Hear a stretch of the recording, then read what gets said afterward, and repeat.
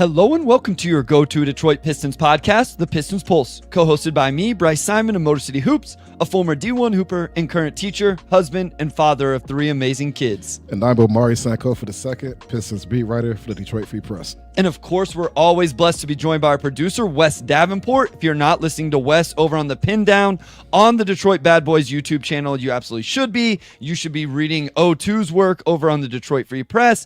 And shameless plug, the Motor City Hoops Substack, where I've put out some video breakdowns of NBA draft prospects and potential offseason acquisitions.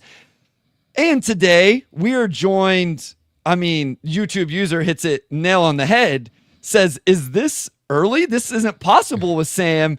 We are right on time. We are 2 minutes past scheduled recording. We crushed it here. We are joined by Sam Vecenie of the Game Theory podcast, which I have the pleasure of joining almost every day right now, it seems like, between offseason previews and NBA Finals recaps and NBA draft coverage. And I have a blast with it. Of course, of The Athletic, the draft guide. Sam, how you doing? I mean, more than anything, I'm just impressed by the intro. I mean, it's so kind to you guys. Like, you have these beautiful like piano keys hitting in the background. Bryce gets to talk about being a great father. I just say, Bryce, what's going on? And we just get into it. Like, it's this is so much more professional over here. Bryce is a great setup, man. Like, I chime in with my name, but he just sets the scene so perfectly. We have the smooth jazz coming in, and it's just like a very light, very relaxing vibe. Like, I feel like that's like kind of what we're going for. I don't know if we ever talked about that, but that is the vibe that I feel like we established. I like the intro music. Yeah. I will say Game Theory has a nice intro video. Kai Jones gets some love over in that one. And as that intro video is going, I start to think about what is the first thing I'm going to say when Sam brings me on, because I haven't thought of that yet. And some days something really fun comes to me, and some days I'm like, oh, shoot, I don't know what I have. I will also say right now I'm not a father of three amazing kids. I'm a father of like 1.5 amazing kids. I think with Laz last week, it was 2, and today it's 1.5. These kids are stressing me out. I agree. YouTube user, your intro video is great, Sam. I agree with that. And Harry says, what up, though? Get him. So we brought on Sam today because, one, Sam does not only cover the NBA draft, he covers the NBA at large. We've done a Pistons offseason preview. I highly recommend 40 to 45 minutes of straight Pistons talk. I think it's one of the most viewed over on the Game Theory Podcast YouTube channel. Please go subscribe over there. Strong course to 50,000 subscribers over on Game Theory. So he covers the NBA at large. We talk about it at large. So we're going to do that. And then we are going to talk about the draft guide and Pistons prospects. Sam, let's start off here. I always want to go back just a little bit. We're not going to go back to the last offseason. You can touch on that a little bit, but let's at least recap so we get a vibe of where you're at this Pistons season, what you thought of it. And so that leads us into where they're at right now. Yeah, great. I loved it. I loved watching it. I loved every second of it outside of Jaden Ivey getting hurt, right? Like, this is what, you and I on our show have been begging for, I feel like 2 years now, was literally just surround Cade with shooting. See what it looks like, right? Like, it's funny. I'm doing a thing for The Athletic right now where I go through and rank my top 20 prospects of the last, the last top 20 prospects in the draft of the last 10 years is what it is. And I have Cade Cunningham, I think, at 4. And there was never a point where I thought it was Cade's fault that he felt like somewhat disappointing for people by not necessarily being the best player in his draft class up until last season, right? That was a real debate. I mean, you and I, Bryce, like, we talked about the fact that we would have taken him over Scotty Barnes coming into last season, but that's another conversation for another day. But going out, bringing in Malik Beasley, bringing in Tim Hardaway Jr., bringing in a coach that wasn't asleep at the wheel and looked like he was about to take a nap in the middle of games, that is always really valuable.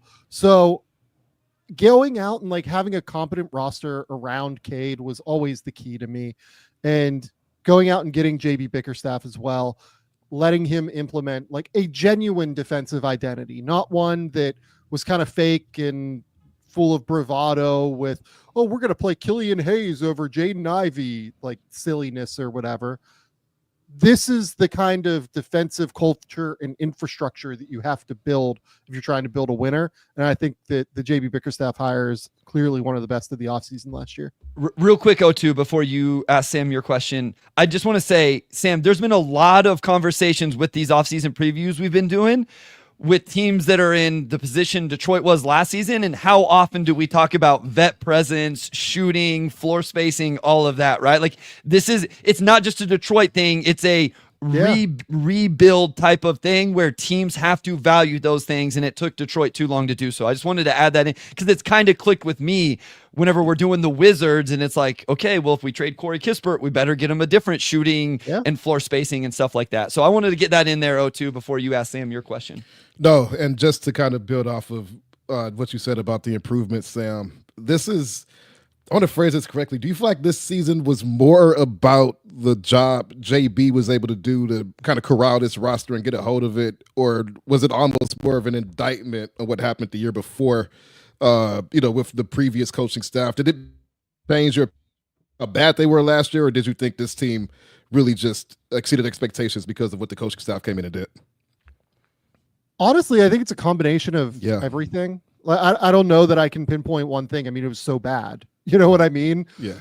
You look at what Monty Williams was doing the year before. Again, like I make the joke that he was asleep and looked like he was about to take a nap at halftime, but he just didn't look all that active as a head coach. And frankly, he got fired from Phoenix, and it took serious pushing from Tom Gores and the ownership group for him to come out of, getting his buyout from Phoenix essentially to get this massive contract, right? Like they essentially paid him so much money that he was like, shit, I can't do this. I can't not do this. You know what I mean? So I think of it that way. And obviously JB is a massive upgrade there in terms of the culture and the infrastructure that he built. I really think we can't overlook the upgrade that Trajan Langdon is over Troy Weaver. Troy Weaver was probably the worst GM in the league, I would argue at that point. I don't even know that it was an argument at that point. It felt like teams were really trying to take advantage of him in certain deals. Going out and getting Trajan Langdon is a massive, massive improvement. Even just in terms of they feel way more buttoned up now, talking to people around the league, they feel way more competent and sharp in terms of what their goals are, what they're trying to build. They have this overarching plan as opposed to trying to accumulate talent. They're trying to accumulate talented players that fit together within what they're trying to build organizationally. I felt like when Weaver was there, it was mostly, let's just take the most athletic and talented guy on the board and we'll figure it out. Can't build a basketball team that way. I'm sorry. You just cannot build a basketball team that way, especially when your primary playmaker is a guy in Cade Cunningham that needs space to operate. So I really think we can't overlook the important, massive, massive improvement that was Trajan Langdon getting this job. I thought he had an outstanding offseason last year. Michael says, I look forward to each day at noon to hear the offseason guests for each organization. So talking about game theory, again, we've recorded 27. We've technically recorded 28. We have to re-record the Knicks ones because we silly recorded that before Tom Thibodeau got fired. But go check those out, guys, if you have any interest in any other team other than Pistons. But obviously the Pistons one as well if you haven't. Let me ask you this, Sam. Other than Cade and him being all NBA and all of that, who was Andrew Claudio, GMAC, shout out to the Lost Knicks episode that will never ever be heard of. Sam, who was the other player? If I could, one other player on the roster that really impressed you this season, maybe surprised you, grew the most, I don't necessarily want you to answer Malik Beasley because, obviously he had a crazy season. I'm more asking the younger guys, Asar, Duran. We didn't get all of J.I. Was Ron Holland a little bit better as a rookie than you thought he would be? Is any of those guys stand out a little bit? Ron was definitely better than I thought he would be as a rookie, but I mean, there are still flaws there. You know what I mean? I think Asar looks like a real difference maker in like a tangible way. To me, he looks like he's going to be an all defense guy for a long time at this point. Like he's going to max out on that ceiling that we thought he had entering the NBA draft, which is huge for the Pistons moving forward. I think Jalen Duren got better on defense throughout the course of the year. I'll at least note that. Like I've long been extremely skeptical of Jalen Duren on that end. In the playoffs too. Yeah, he showed genuine improvement on the defensive end, which I think is important, especially given that they're entering a summer where they have to make a very important contract decision on Jalen Duren.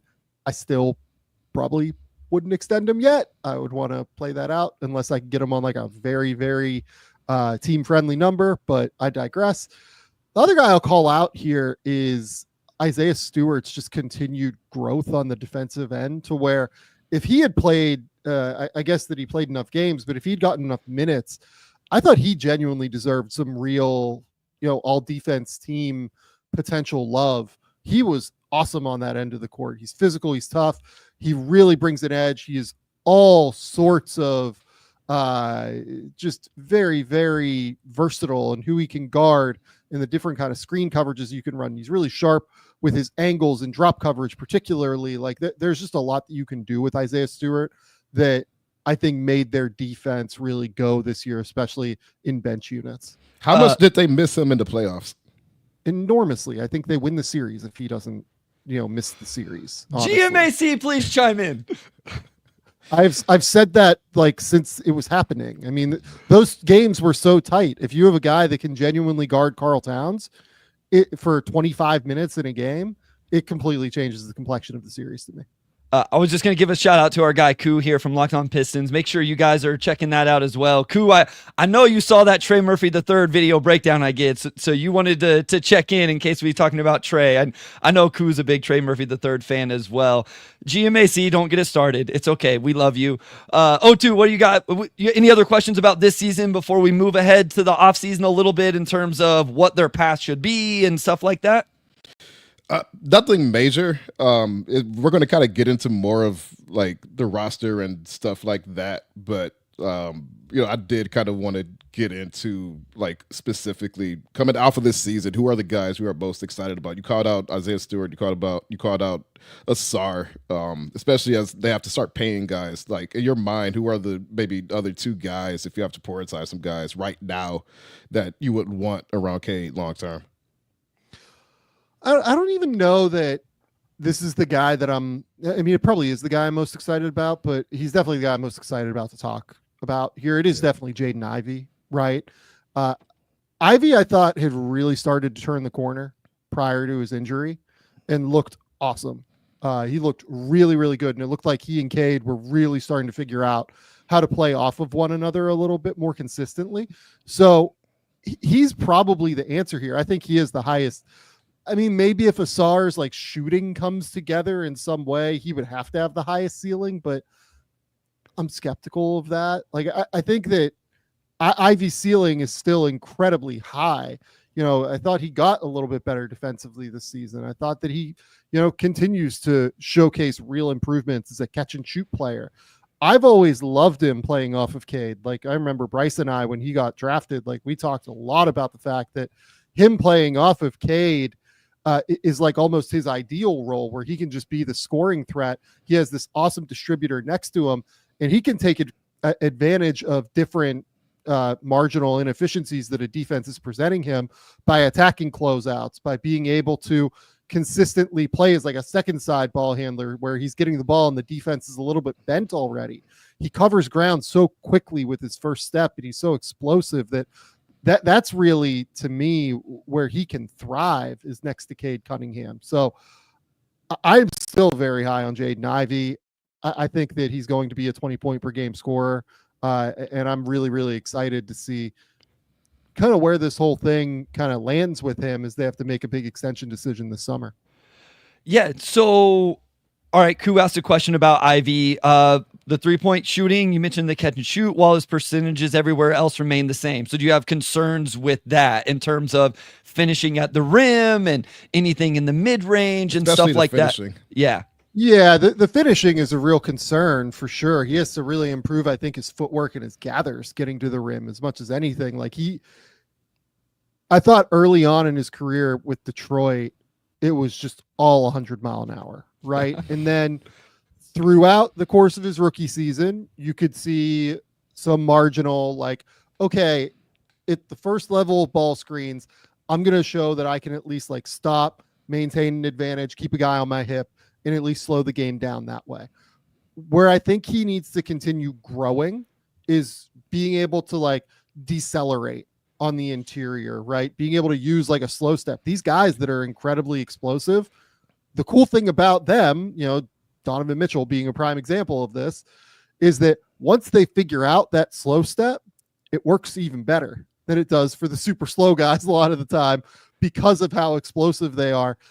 I mean, look, Jaden Ivey hit 49% of his shots at the rim this year in half-court settings, according to Synergy. Like, it's real bad. Like, it's very, very bad. He needs to improve it. But there's no reason to think that he can't improve it, in my opinion. He has all of the tools. He does just really have to work on the gathers, the deceleration, and the ability to, like, utilize Euro steps, utilize below the rim finishes, absorb contact. Like, he's a strong dude. He's physical. He's willing to play through contact. I think that the tools are there. He just needs to kind of work through the developmental cycle of being able to utilize them. I want to go back to Asar because we had a couple questions. So Dax Hoops Hack asked, if Asar goes through his whole career shooting sub 25% from three, is he still a viable starter in the playoffs? And then YouTube user, what do you think Asar ends up getting on his rookie extension? I think he asked like percentage of the cap wise. So those two questions back to back there paired together for Asar. I mean, rookie extension, he'll make 9 figures. I don't know. It's going to depend on this year. So much will depend on the offensive growth this year for Asar. But I feel comfortable at this point saying he's a 9-figure guy, definitely. In terms of can he be a starter, a viable, like, you know, closing player in the playoffs without the jump shot, right? I think the answer is yes, but I think you have to be very intentional about how you build the team, if that's the case. And again, like, this is stuff that Bryce and I talk about all the time with Jalen Duren, particularly. Like, I always feel like Asar and Jalen Duren rotate into the same areas offensively. They relocate into the same areas. They tend to flash to the middle at the same time a lot of the time. They will sit in the dunker spot, and Duren will sit there, and then Asar will be trying to back cut into that area, and Duren will be there as opposed to lifting to the foul line all that quickly. Like, it could be a situation where like the chemistry and the synergy just like figures itself out on some level and they figure out how to play together better. But I think that if you're going to use Asar, if he's never going to improve at all as a shooter, it's probably going to have to be next to a spacing center, if I'm being honest. And like, I want that. Like, I think he's a more valuable player than Jalen Duren, if I'm being honest, in a playoff setting. So I'm willing to go down that road. Like, I'm the one making concessions for Asar as opposed to making concessions for Jalen Duren, in my opinion. Like, I'm trying to make it work more with Asar and work around his skill set and what matters to him as opposed to what matters with Duren and how to make him thrive, even though it's a little bit easier, honestly, to make Duren thrive, I think, given that you already have Cade Cunningham there. So real quick follow-up. What if Duren, I don't think any of us here are going to predict Jalen Duren spacing to the three-point line. What if I told you Jalen Duren developed a really good float game and mid-range jumper? Do you think him being able to play in that area of the floor and score successfully and efficiently from those areas of the floor would be enough to kind of open up that offensive space for them to work together at the highest level that they would need to, and what we're talking about, especially with its playmaking as well, which correct. We saw some of that in the playoffs too. Yeah. Yes. The answer is yes, but he would need to become so freaking good at it, man. Like, the standard there would have to be incredibly, incredibly high without the threat of the jumper. Like, at least from three. I'm a little bit hesitant to assume that he can get there, I think. Sure. Look, he did like take like a few floaters this year for sure. Like, it wasn't like an every game occurrence, but like, I felt like I saw a couple there where he would just like kind of like float one up there at the basket. The passing, I mean, look, like, he showed passing flashes at Memphis it's just never been consistent. That's always been my issue. Like the flashes are always there with Duren's like skill level. It just doesn't always feel like it's, brought every single game to the equation. And, a huge part of the NBA is being able to back it up every single night. You know what I mean? Like so many dudes, probably every player in an NBA rotation can go and get 20 every night. It's just that they can't do it every night. Right. And that stands true to these skill sets too. You know what I mean? Like, can you do it when a defense is playing you this way? Can you do it when a defense is playing you that way? Like to me, it's a very, very complicated ask. I think it's not impossible though. I don't think the question is invalid. I think it's a completely reasonable question. I think it's probably a difficult ask though. Mr. Ray says, like a Hartenstein floater. Mr. Ray, nobody has the floater like Hartenstein. That floater is nice. But that's probably what it has to be, though. If sure. We're just saying that that's the skill set without the 3-point jumper, without like I don't know, man. Like, do you feel great when he puts the ball on the floor? No, I mean, so I want no more Jalen Duren grab and go. I have said that a lot. In the half court, in a straight line, it's a little better. But you are like, to your point though. The guys we really think about that are real threats with that are Hart, Zubac this year. I feel like got really good in the short roll, but like they are kind of elite at it. But the ones that are elite at it are the ones we talk about being threats with it. So it almost is like the threshold has to be elite for it to matter. And I think that's kind of the point you were making. Yeah, Pirtle's really good at it. I would argue, but Pirtle's driving to the rim off of the short roll, right? Like, honestly, I would say Zubac is often driving to the rim off of the short roll too. Duren, I don't know. Like, I feel like he doesn't really drive to the rim all that often off of short rolls. Like, he's trying to stride out and get there, like, and hope that nobody's in his way. His drive to the rim are like top of the key. There's balanced action, stuff's going on, and he decides to attack his man. So, all right, we got to go to break. When we come back, we will look a little more into off-season stuff now. Like what you just brought up, stretch bigs. Are there ones out there that maybe that this team could go and acquire? So we'll get into those conversations and then eventually transition to the draft right after this. All right, we are back with segment 2. Sam, at the beginning of the offseason, the Pistons signaled that they would be open to bringing players back. Trajan Langdon went on record, and, of course, they have Malik Beasley, Tim Hardaway Jr., and Dennis Schroeder all play big roles, all going to be unrestricted free agents. There's 2 paths that they could kind of go. They could, re-sign THJ and Schroeder with bird rights, and then see if you can get Bees with the the $14.1 billion bid level, if that's where you value them, or there's other guys around the league, maybe Bobby Portis or Nickeil Alexander-Walker that you could pursue with that bid level exception. If you're in the GM chair, like what would your ideal Pistons offseason be? Do you bring everybody back, or are there some guys out there on the open market that you would kind of want to go for instead? It's hard, man. Like, I think my ideal would be to try and run it back on like 1-year deals, but I just don't know how feasible that is at the end of the day. You know what I mean? Like, is there a chance that you could do it where you stay over the cap, try to give Beasley most of your mid-level, and then maybe like go and trade for Bobby Portis? Because I don't know what Portis is going to do with his player option, to be honest with you. Like, that's like right on the borderline for me. And he would be anticipating in Milwaukee next year, stepping into a massive role potentially, where it's like, well, maybe I can, springboard this and be able to go, all right, I'm going to stay in Milwaukee and I'm going to, set myself up for free agency the following year when more teams have cap space. Right.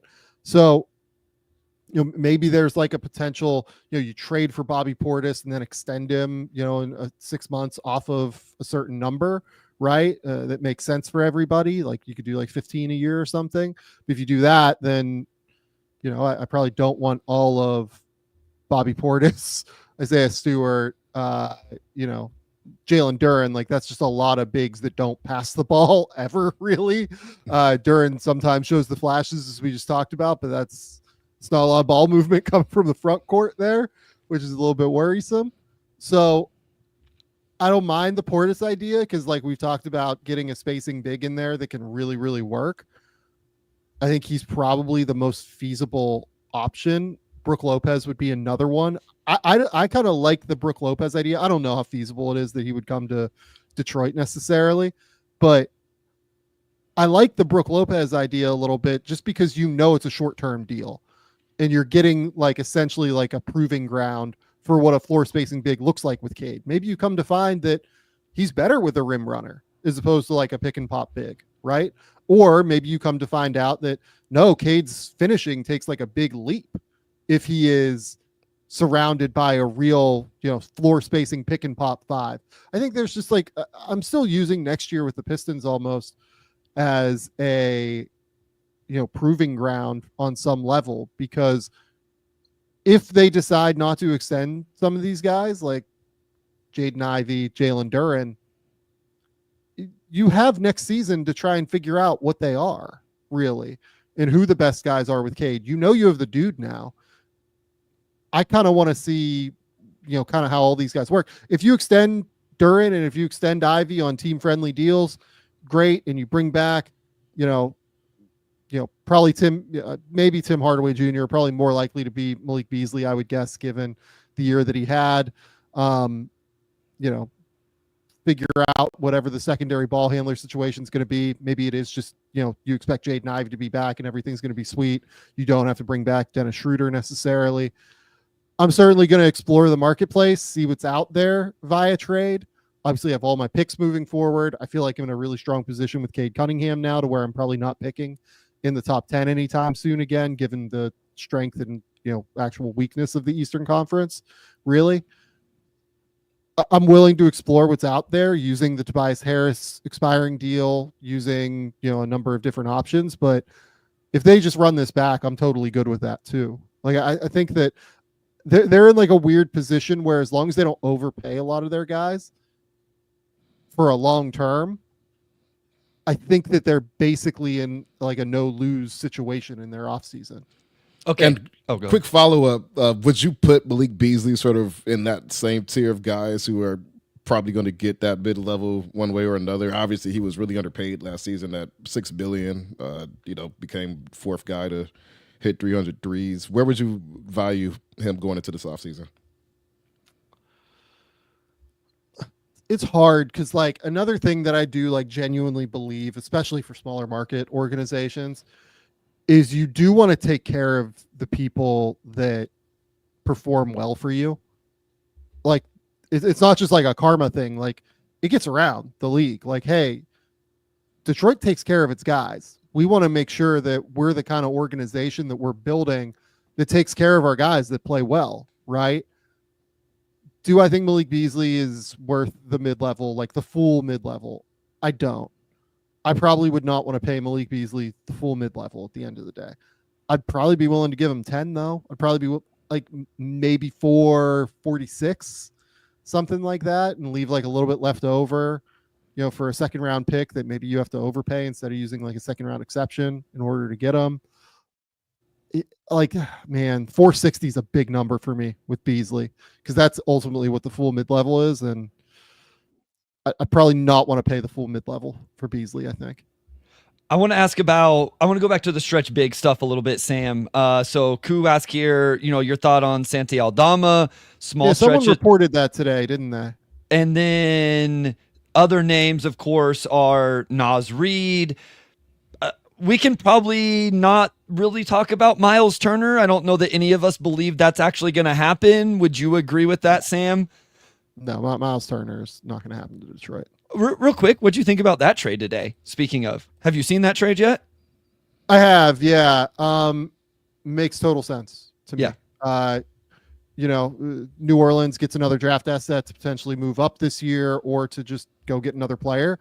And, Indiana gets the flexibility of being able to move all of its 26, 28, 30, and 32 first-round picks. Like, they become much more flexible via trade through this deal. So, yeah, makes total sense to me across the board for everybody. So thoughts on Santi Aldama and Naz Reid? Like, do you think either are plausible, possible, And like, what would you think in terms of their fit with Detroit making sense?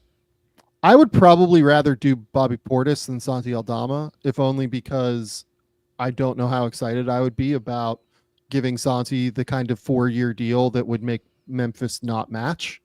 I would imagine that deal is going to have to get pretty hefty in order to get him.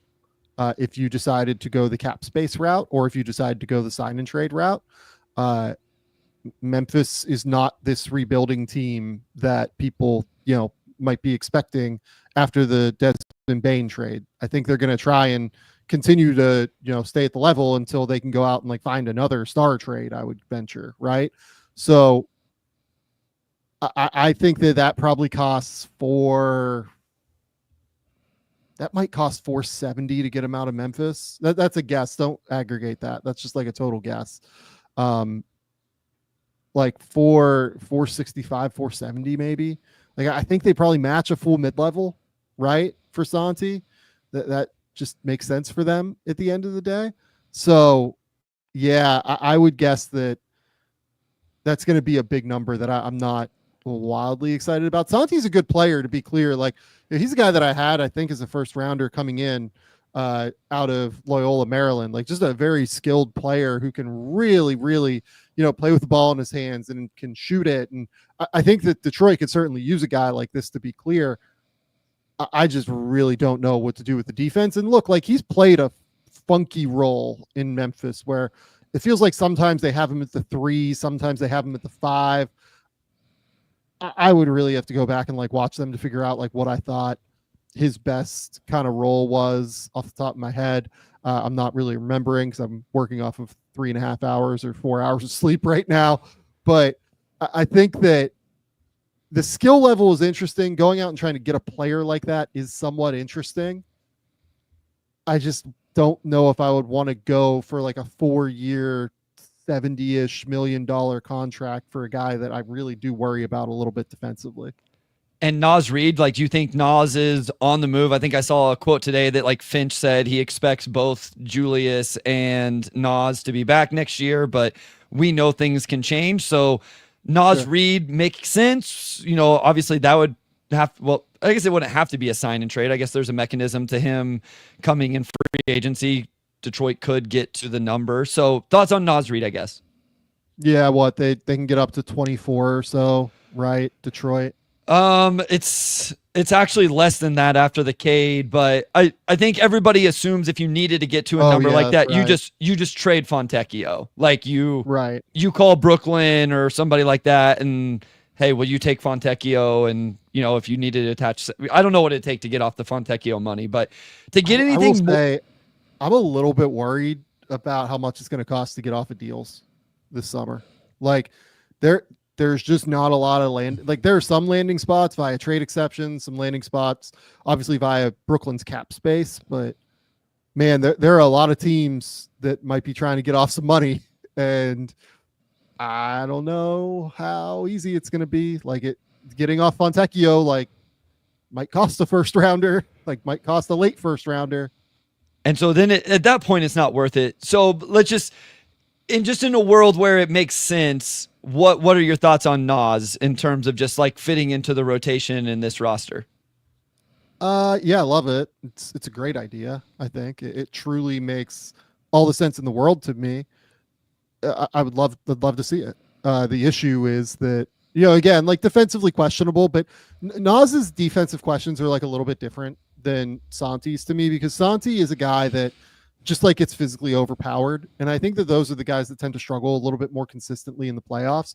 Like Naz is slow. And like, if you go back and you watch, what series was it where he just got like Kuminga, like absolutely cooked him in space in the Golden State series, because Kuminga is like the small ball 4 and Naz had to deal with him. And that just didn't go super well. Right. But by and large, like as long as he gets like his body like on him, Naz tends to be like, okay, it's just that his feet are super slow and he's not a great rotational big on the interior either. I would probably, again, if I'm doing this, rather just like pay the, second rounders or whatever it costs for me to get Bobby Portis maybe, from the Bucks, who certainly need more trade flexibility here moving forward, and then just give Bobby Portis like a 6-month runway and see what it looks like in terms of an extension after that 6-month runway. I would rather go cheaper, I guess is my point, than go Naz Reid here. So especially given the other things that you would have to do in order to get Naz Reid, such as probably lose Malik Beasley at the end of the day. So Stevie J says Jake LaRavia, Luke Cornett. What about Sam Merrill? I will tell you, we have talked Sam Merrill, and I have started pushing the Jake LaRavia narrative just a little bit. That's why he was strategically the first potential offseason acquisition for Detroit video breakdown I did. And I mean, he is going to be cheaper than the names we have brought up so far. And so those are really good names, Stevie J. Yeah, Sam Merrill, love him. Yes. Perfect fit for this roster. Absolutely perfect, in my opinion. Please do it. But honestly, I want to warn you. You have all Pistons fans on your side right now after I know, crushing Troy Weaver and Monty Williams, and you're about to lose all of them with what you're about to say. I just want you to know. Yeah, you know what I'm about to say. I do know what you're about to say. We know our brains. Like yes, each other's brains. Just let O2 ask the next question. I for what it's worth, like I do think Malik Beasley was more valuable than Sam Merrill this year. I'm not going to make that case. I do wonder if in the playoffs, Malik was okay defensively in the playoffs, like better than I expected, honestly, this year. Wouldn't say he was great necessarily. I think Sam is like actually a pretty good defender who like really actually holds up in the playoffs. Like he doesn't absolutely get crushed in the playoffs. Beasley I think you just have to keep Beasley on this team. So like, look, Sam Merrill can replace the Tim Hardaway Jr. piece of it. You know what I mean? Like, it's not like it has to be one or the other. They had 2 great floor spacers this year on the Pistons. I would love to continue to have 2 great floor spacers on the Pistons if I was Trajan Langdon and folks. Like, it's not a one or the other situation. I think Sam Merrill is closer to Malik Beasley than he is like the tier down that people often put him with, I guess is what I would say. For sure. I navigated that great. No, you did. You did. It was like sort of a circular, but still like on target. Like we all got the idea without you actually saying it. So that was good. That was good. Yeah. So one last offseason question before we get into draft. We kind of touched on it a little bit, but Ivy and Duren extensions. Is there one you want to extend? One you would punt? Do you punt both? Where are you on that now? And if you were to extend them, what figures are in your mind? I would want one more year of Duren because we really have, what do we want to call it, guys? Like 3 months of positive, solid defensive play from Duren. Yeah, somewhere in that ballpark. Whatever games he played, minus 25, because himself and Trajan Langdon will say that his first 25 games were not good. Yeah. I would even say that the next 25 games were probably still not quite at the level that sure. you need him to be defensively. And then like the final 30 games were pretty good. Like I thought he was like pretty solid on that end. I would want one more year, I think, unless he's extending it, like, what was the number we said, Bryce? Like 22 a year, 23 a year, something like that. Like a number that he like would almost be like comical to offer him. You know what I mean? You give him the offer and you see what he's willing to do with it. But I would want one more year, realistically, of Duren, given where I think he probably thinks his market is versus, what I need to see. Real quick, Sam, we talked ourselves into also Mark Williams and Walker Kessler are also up for their rookie extensions. Yeah. And we talked about how like one of those guys could eventually set the market for the other guys. Yeah. And what's really interesting about that, like that trio there, because I think this is an important piece of this, obviously, right? Like Walker Kessler is the best of those 3 right now, the basketball. Like I don't even know that that's arguable. But Utah has like an 11 or 13 or something $1 million cap hold on him going into next offseason, and they can really like have a ton of space to be able to play with. So while under normal circumstances, I think that he would be an obvious trade or an obvious extension candidate. I do wonder if Utah kind of lowballs him a little bit, right? In Charlotte's case, we know that Mark Williams obviously just failed this physical with the Lakers last year. What do we actually know about Mark Williams, Sam? Do we actually know anything? We know that he's really bad on defense, and we know that he's a great rebounder, and we know that he's very long and can finish at the rim. But how impactful is that on like winning basketball? Like, he needs to improve on defense before I give him any money, especially given the injury worries that continue to just pop up with him. So I don't know if he's going to set the market for a Duren extension. Really, I think that Duren is probably the most likely of those three to set the market, in all honesty. And again, if I'm the Pistons, I kind of just made the case that I would want some more information if I was them. So it's almost like this weird game of chicken where I kind of think that the teams all have some pretty real leverage here against all three of these guys. And I don't know what to expect in terms of who actually extends and who doesn't of that group. I mean, Omari, I think you were about to ask about Ivy, right? You like Ivy, and it sounds like you. I love him. And there's a number you're probably thinking that you would lock him in this summer if you could. Seems like. I mean, if I'm Detroit, I'm coming in pretty low to start, but I would probably also be willing to go to a number a little bit higher. Maybe, I don't know what Detroit's willing to go to, I should say. Like, I'd probably be willing to go to like 26, 27 for Ivy this summer if I was them, because if it goes well for Ivy next year, he's getting a bag in restricted free agency, especially like, again, Utah has cap space. They need some young talent. If Jaden Ivey averages like 23, 24 points a game next year, Utah should give him a crazy amount of money, right?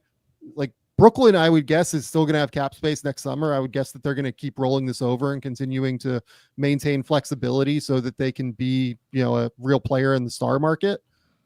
If they do that and like don't do something crazy like, Josh Giddey or something like that, like, they're a great fit for Jaden Ivey. And honestly, he's probably a great fit with Josh Giddey, right? So like, maybe it just is what it is, right? Like, I think that if it goes really well for Ivy, there's a world where you're paying substantially more for Ivy next off season than you would be right now. With Duren, I do wonder that, like, okay, you're probably paying Duren 23, 24. I don't think anybody's going to give Duren more than 30, right? So like, the delta is just a little bit smaller and it's probably worth playing out. With Ivy, to me, the delta is like pretty big, I would guess, between, okay, if this goes well, and we have him locked in now at 25, 26 a year, 24 a year, we're in an amazing position here moving forward. If it goes poorly, and by that for the team, I say that he doesn't extend and he plays incredibly well, I mean, you might be looking at 40 million a year for him, right? So I almost think that the incentives bear out a little bit more toward, let's try and get a deal done with Ivy as opposed to Duren right now. But maybe that's me having a higher evaluation on Jaden Ivey at the end of the day too. I love Jaden Ivey and think he's going to be a real player in the NBA. And you look at the value of rim pressure, you look at the value of scoring, it continues to just rise and rise.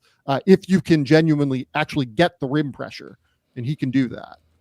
All right, let's go to break. When we come back, we're going to dive into the NBA draft. Obviously, Sam has his NBA draft guide, which you guys should check out. Let you know everything you need to know about the NBA draft in totality. We're going to ask him a little bit about that, and then obviously names around pick 37 for the Pistons. We'll get into that right after this.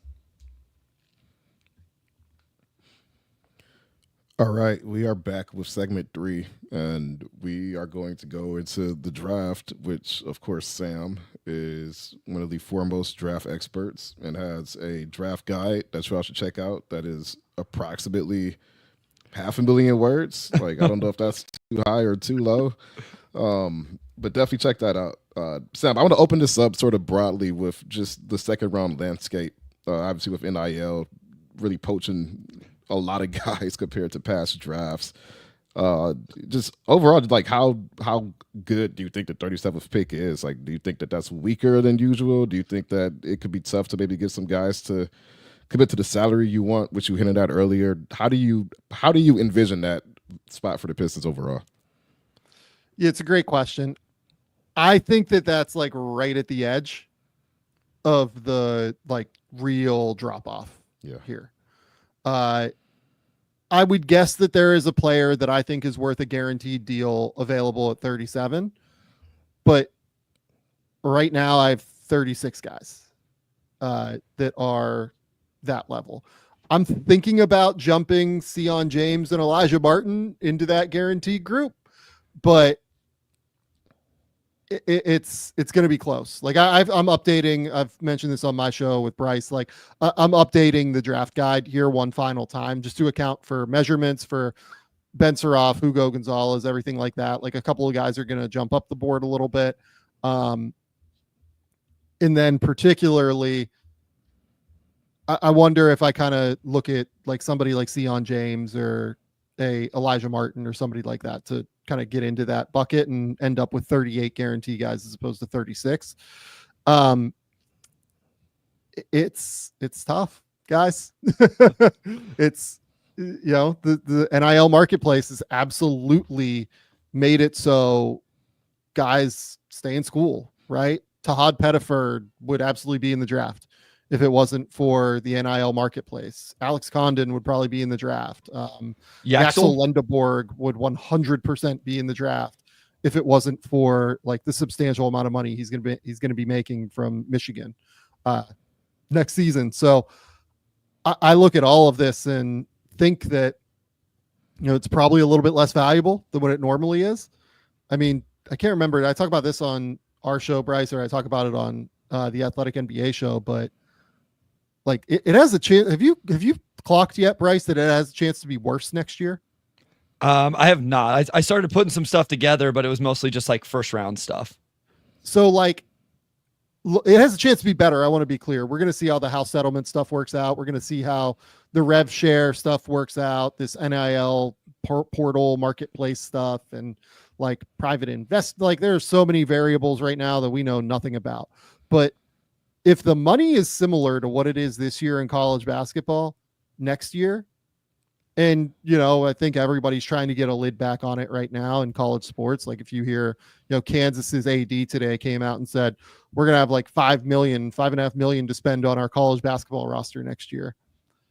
I mean, like guys, their team spending like 12 million a year on their college roster right now. You know what I mean?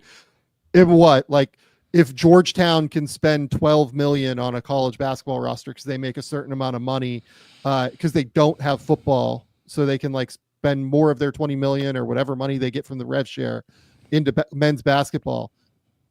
Do you think the SEC is just going to sit back and let Georgetown and, you know, these other Big East schools poach all of their players? Like, absolutely not. Like they're going to figure out a way to get back to the Wild West, and we're gonna have like bags under bleachers, and you know we're gonna have people going to dinner and, you know, leaving with pockets full. Like it's gonna be wild again. We're gonna give a kid a tractor. We gave a kid a tractor.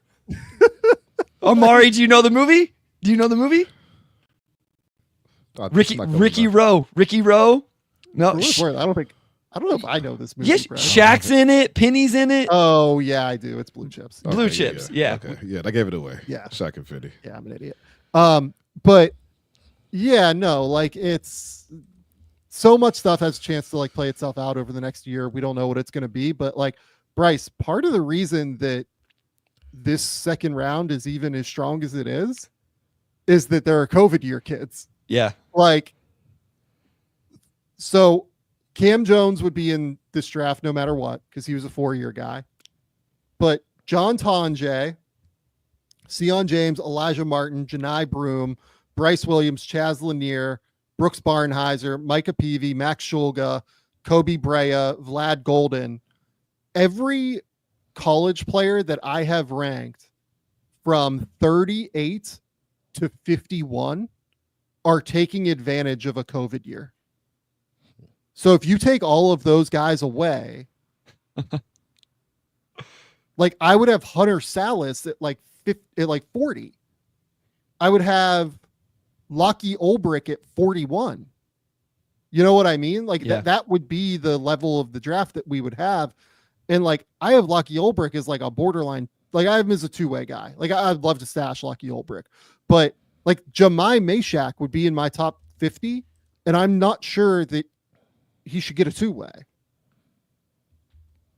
That's your guy, Sam. I can't believe that. That's blasphemy. I love Jemai Meshack. He is one of the great defenders in this draft class, like one of the truly unbelievable defenders. Like he might be one of the 20 best defenders on planet Earth right now. And I am not exaggerating when I say that. He is unbelievable on that end of the court. He can't he can't offense like full scale right now. He's a guard who like they didn't seem to feel very comfortable when he dribbled the ball. So I love him. I want him to have success. And if he ever shoots it, he's definitely an NBA player to me. But like that's the kind of that's where we might be next year. This year, we at least have the benefit of the COVID kids. All right, let me ask you about another kid that you absolutely love. So I know you're going to like this. Brennan Crew asks, if Fleming drops to 29 like you have in your mock, could you see a fit with the Pistons if they decide to move up from 37? And Dax Hoop says, if Fleming does drop to 29 like you have in your mock, could you see? So what are your thoughts about Rasheer Fleming? I would love him at 37. I'll say that. Like genuinely, I would love him at 37. I would be willing to move up to like probably 32 even to get Rasheer Fleming. I don't really see him as like a guy to trade up into the first round for. I don't love the feel for the game stuff, but the funny thing is that the player I've compared him to for the last few months is a guy that I feel like I've said his name 45 times on this episode, Bobby Portis. Like it's very similar to me in terms of guy that, you know, can step away and shoot a little bit. Not the most like instinctual, intuitive player on the court in terms of his defensive rotations, can be a little bit foul prone, right? Bobby can certainly play a little bit physically. Doesn't really see the court all that well as a passer or playmaker. Doesn't, I would argue, like process it super well, but is tough, is physical, has an NBA frame, super athlete, and can make it work that way. You know what I mean? Like, I would love Rasheer Fleming at 37 for the Pistons if he got there. And like, if they had to move up to 31 and like get to the turn or something, I'd totally be willing to do that if I was them. Real quick before O2 asks you about some other names, what do you think it would take to get into the first round? Doesn't have to be for Rasheer. Let's just say there's a dude that they love and it's one of the Brooklyn firsts or something like that. What do you think that takes? Like, can you get there without a future first? Can you package enough seconds? Does it have to be somewhat like are we talking Sasser to get there? What is it going to take? Because I always caveat this conversation with, I'm not giving up a future first to get back, like to make this move. Yeah, no, you definitely don't give up a future first. I mean, what they have their 2026 second out already. They have, what are they? They're like plus six or so in second rounders, something like that. Yeah, they're plus in second rounders. They have all their first now after this year. They control all of their own, and then they're plus in the second rounders. Yeah, 1, 2, 3, 4, 5, 6, 7. They're plus 8 in second round, or no, plus 7 in second rounders. It looks like. I would guess it would cost 37 and 2 to 3 second rounders to get up. Like to get up to 27. I say 27 just because Brooklyn has a million of these things. So like it would make sense for them to be willing to do this. I would say, yeah, like probably 2 to 3 second rounders on top of 37. Yeah. Because last year, Oklahoma City, I think, paid 4 seconds to get Dylan Jones. I think it was 5, but I don't know if any of them were in that class, and they were moving in. Yeah. They weren't moving up. Like they literally took 5 seconds and turned it into a first at the end. So correct. 4 probably makes sense if you're giving somebody 37 with 3 others. I think that's right. Yeah. 4 is right. Okay. All right, Omari. Yeah, just going to run through a few guys who may be there. Omari, real quick. Bryce, I haven't thought about this, and I don't know, Omari, if you've thought about the draft enough to be able to answer this question, so I'm sorry. Yeah. Is there anybody that you would target at 20? Like, is there a player that you like for the Pistons at 27? I mean, Maxime Renault is my favorite name for them. If it took them getting to 27 to do it, like if they have the intel and know what the board is going to be, he's the one name I would be willing to do to go up there. Another one, like Pinda, is kind of interesting because I think Pinda would fit into a rotation situation that makes a lot of sense for them as well. So those are kind of the two names I think, Sam, that I would do that for. Yeah, I agree. I'm totally there. That sounds great to me. Renault, I would probably do 4 seconds for Renault if I was them. Yeah.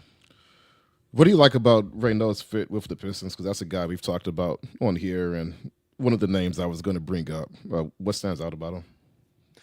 Just an awesome, skilled basketball player with the ball in his hands as much as anything. Like, I think I'm a little bit lower on him than, like, you have him as a clear first rounder, Bryce. I have him in my first round tier. Yes, I do.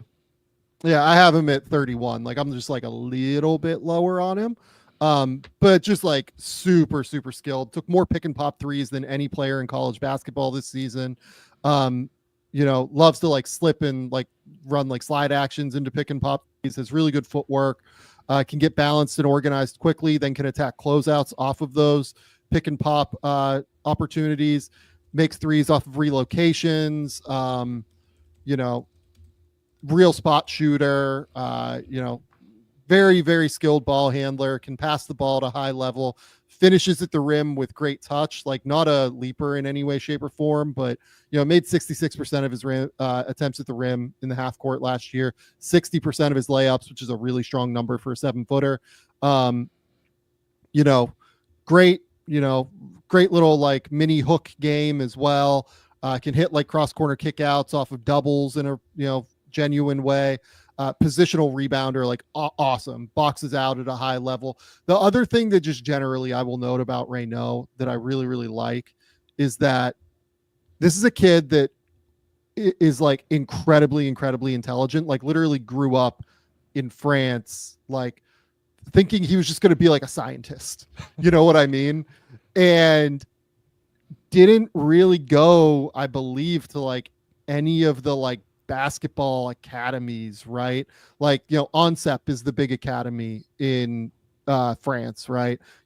All of the guys that you expect, to have played at ONCEP have played at ONCEP, right? Like most of the high level prospects go there.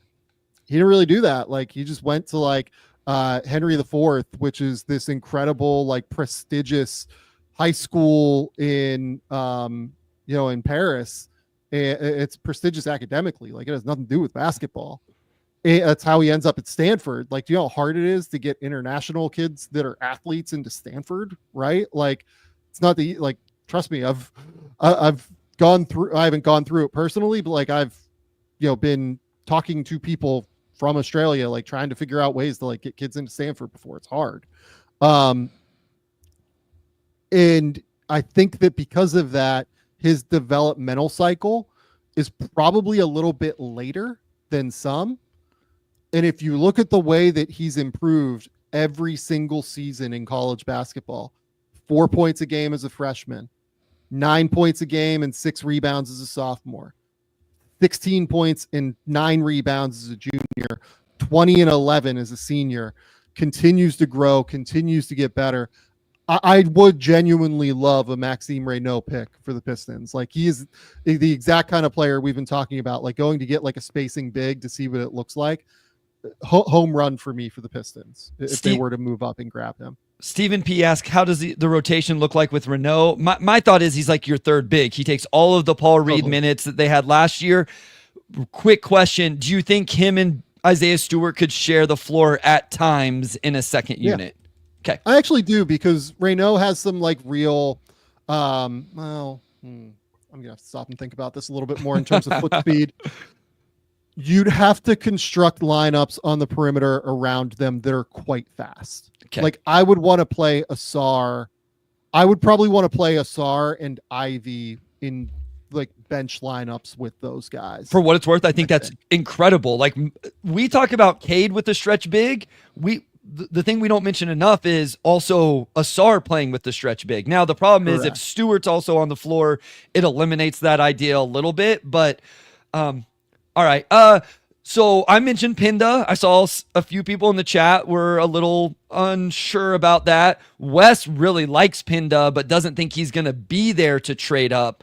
What do you think about Pinda, and what do you think about the potential of him being in a range to trade up for the Pistons? I mean, I think you probably have to get to 24, 25-ish for Penda. I mean, maybe he goes earlier than that, and this is just like a no, questions asked thing, but I think probably not, honestly. I think it's going to be hard. I think it's probably going to be a little bit harder to get him than Reynaud. The thing with Penda is that like he's a pretty attractive player for teams that might have to stash. Like Oklahoma City might have to stash this year just because they have such a loaded roster and they have 15 as well. So he's a guy that like would make a ton of sense for them.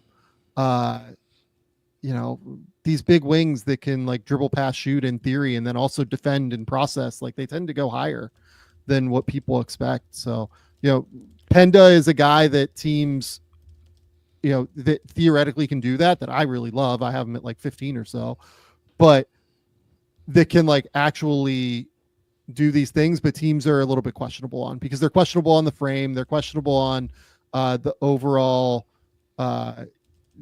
just like shooting ability. There's just like a lot of stuff that they have some questions about here with Penda, but I think it'd be easier to go up and get Reynaud would be my guess.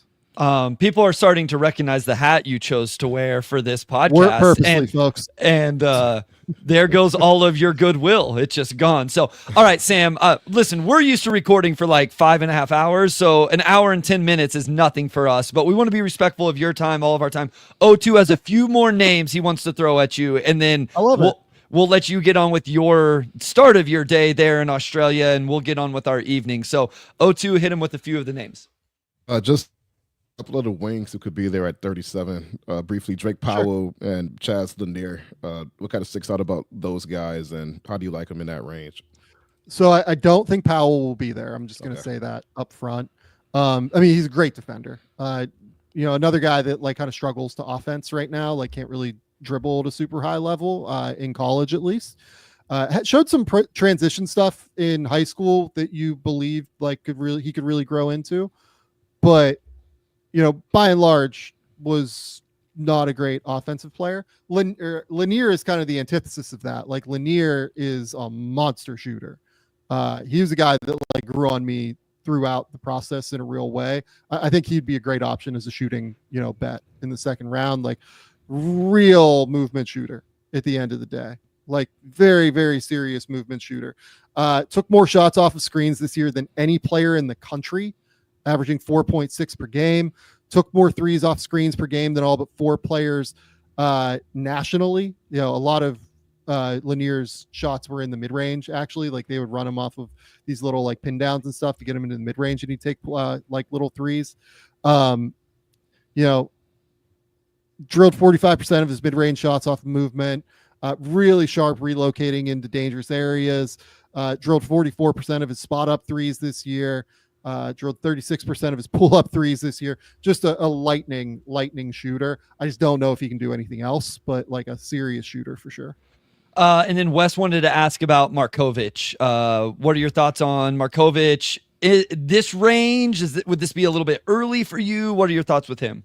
Yeah, I think I'm a little bit lower on him. I don't love the frame. I think he's like kind of in between positions a little bit, but maybe it is fairly similar to Asante Aldama, in terms of style. I weirdly think that Santi has like a lower center of gravity than what Markovic does, and neither of them deal well with contact because neither of them are all that strong. But maybe I think Markovic is like a great stash option. Like he's probably the best like stash option in the second round this year for sure. But I would love to leave him overseas for another year to continue to like develop physically in my opinion, as opposed to like bringing him over immediately. There are real skills, can shoot it, can pass it, really processes the game at a super high level. But, when I saw him in person at Hoop Summit for a week, and it just didn't seem quite ready for the physicality yet that it was going to take. All right. I will say a name I've kind of come around on here, especially at 37, is Alex Tui. I think I would be happy with that name. Last thing, Sam, we'll get you out of here on this, because I think it was a fun question that Wes put in the outline. You do the draft guide. O2 made the joke earlier about 500,000 words. You can tell us how many words it actually is, because it will be impressive. But what is your process? When does that start?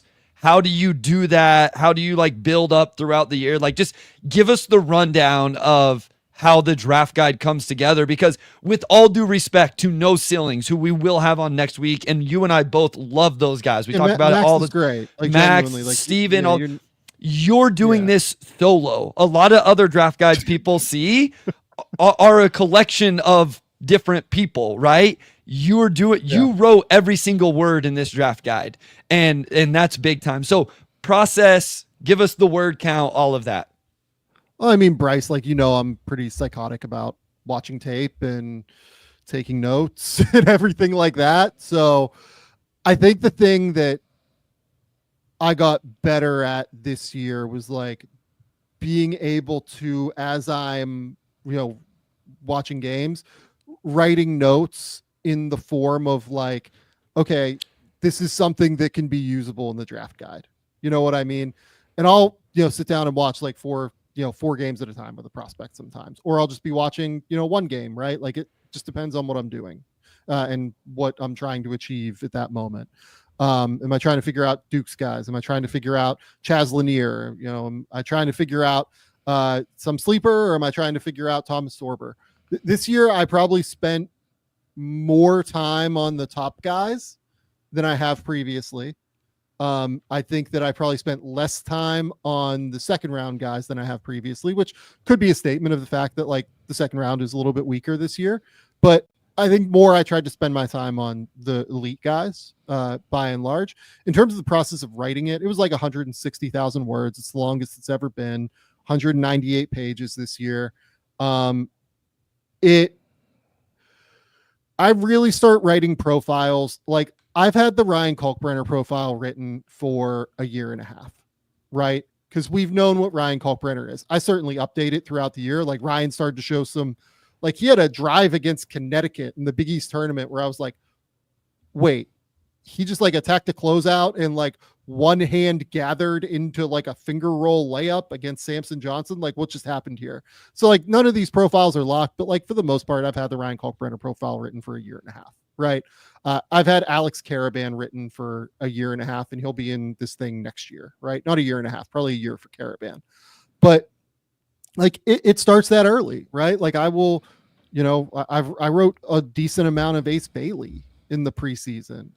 I wrote a decent amount of, Dylan Harper in the preseason. And like, I wrote a decent amount of Cooper in the preseason. All of those profiles I had to adjust like throughout the course of the season for sure. But this thing is like I start this thing in the preseason and really try and like get this thing going, and then we go from there on it. Last thing, YouTube says, is this just your opinion, or is this intel you gather from scouts and all of your connections, or equally split? A good question. The scouting is probably more my opinion. It's hard, man. Like, I'm on the phone with people like all day. You know what I mean? I'm sure that there's opinions that like filter through into my brain. You know what I mean? Like, I am constantly trying to figure out like, okay, so I'm asking people about, Trey Johnson. Like, I've probably asked 25 NBA people throughout the year what they think of Trey Johnson, and like tried to like, figure him out throughout the course of the season. I've probably asked, the same number of people about Common Maluwatch throughout the year. You know what I mean? Like, it could be more, honestly. I'm sure that there is some of that filters through, but like, when I'm going through and scouting, like I'm probably getting cues from like conversations I've had on what to watch and like what people think matters and things like that. But, you know, at the end of the day, like I am scouting and like I'm doing this on my own as well. Like the opinions are mine, but it's a weird blend. You know what I mean? Like it's not all one thing. It's not all another thing. Certainly the board is mine. You know, there's no, I would argue that like there are probably precious few teams that have Cedric Howard at 10, right? There are teams that have him in the lottery, but 10's probably like fairly aggressive. And there are very few teams I've talked to that are going to have Jeremiah Fears at 19, right? It's a combination of factors, I would say, at the end of the day. But the scouting itself is mostly me. The ranking is mostly me, but still probably the opinion is infiltrated by the conversations I have throughout the year. All right, Sam, we appreciate you. We thank you. Please let everybody know where they can find you if they're not already following you, where they can find the draft guide, and if they're not listening to the Game Theory podcast, where they can find that. Go to The Athletic. Keep me employed over there. You know, really enjoy that place. It's fun to work there. Yeah, really, the draft guide is there. It's live. I will have a mock draft early next week that will keep getting updated throughout. I'm working on a few things for the end of this week as well. Trying to think what else I've got. I mean, Game Theory, where Bryce is on, I guess that's the thing. We have like 45,000 subscribers over there. We're doing a great job, Bryce, of just like continuing to add people. I'm so appreciative of that little community we've built. That is like weirdly no longer all that little, I realize more and more. So, you know, I appreciate all of you guys immensely for coming and hanging out and just being willing to have a fun time with Bryce and I going live after games, or Andrew and I talking about basketball, whatever it is. You know, I appreciate you guys coming and hanging out for sure. All right. Next week, guys, we have a really fun episode. We are going to do... we're going to bring on the No Ceilings guys, Maxwell and Steven. We're going to do a mock draft 1 through 25 pre-recording, and then we're going to jump on and we're going to start at pick 26. So we're essentially going to do 26 to 40 that allows you guys, okay, these are the names that are left. These are the names the Pistons could trade up for. Here's how they're going off the board. Obviously, we'll settle in at 37 and draft somebody and really talk about it and all of that. So a kind of a creative way to do a mock draft that gets us to the Pistons pick much faster. So 1 through 25 will be done. I'll rattle it off real fast. We'll start at 26, go to 40, and we'll be able to get those guys on here to talk about all the prospects in that range. So that'll be a lot of fun next week. Yes, love the shout outs. Can I just say real quick? Yeah, that's a great idea, Bryce. Like, thank you. I don't know if you or Omari thought of that. It was probably Omari, let's be honest. But like, you know, that's a really good idea. Wes, who came up with the idea? And do not put your hands up in the air. I have the receipts to prove it. I don't come up with very smart things very often, but I was pretty proud of this idea, Sam. West Shrug. I'll give it to Bryce. Hey, also, I'm beating Omari in trivia recently too, and so O2 owes me a Vegas supper here in about a month. So I had a nice comeback there. So thank you again, Sam. Come back next week with us for that one, guys. O2, take it away, my guy. Sam, as always, we greatly appreciate you for having us on. We greatly appreciate you joining us. Oh, dude, I stumble through intros every day, Omari. You're good. Man, I said that completely the opposite. We thank you so much for joining us and breaking down the Pistons offseason and draft. And with that, I will close this out. Big thanks to our audio producer, Robin Chan, our editor-in-chief, Nicole Avery Nichols, and big thanks to Wes Davenport, as always. And we will see you all next Monday.